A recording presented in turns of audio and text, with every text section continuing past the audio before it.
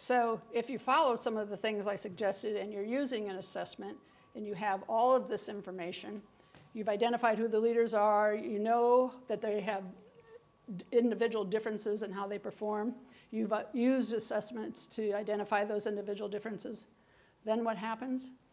We put together a standard curriculum that says everyone needs to know this. So if you've got good communication skills and you're in the HiPo program, but communication's on my general curriculum, you have to sit through it just as much as anybody else that doesn't. So oftentimes we get to this level and one size doesn't fit all.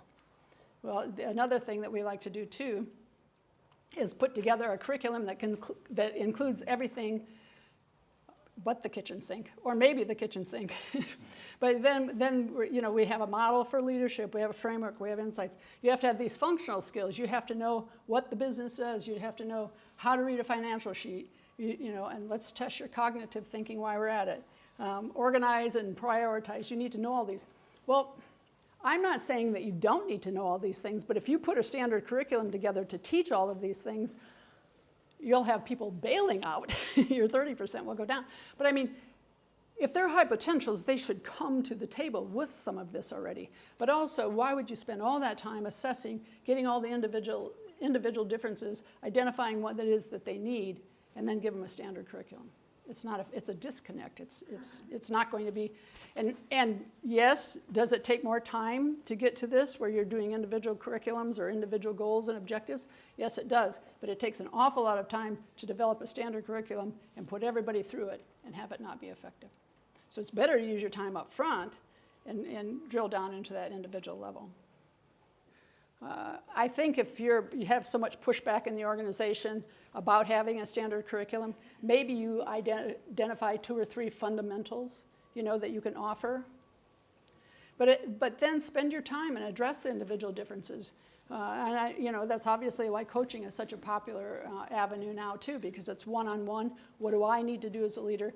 After all, I think this is standard. It's always been around since, like I said, when I was this tall, is what's in it for me? And that's what people want to know. What do I need to develop? What do I need to do?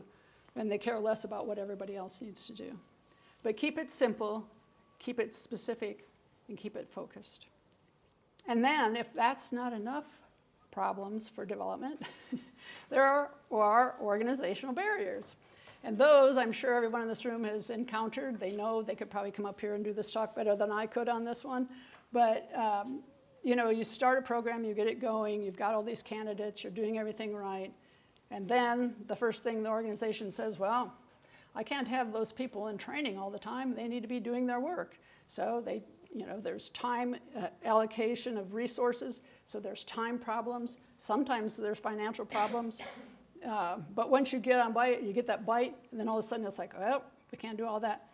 Might be an environment, you talked about this a little bit too, it might be an environment where feedback's not really acceptable or people are very uncomfortable with it. And you're in a program where you've got to give feedback on these behaviors, et cetera. So these things rear their heads once you even get past a point where you're thinking, yes, this is all going, right? But my closing thoughts are that, in keeping with the conference, you may have to break a few things to get some things fixed. So break from the traditional measures, measure the team performance. How's that team doing?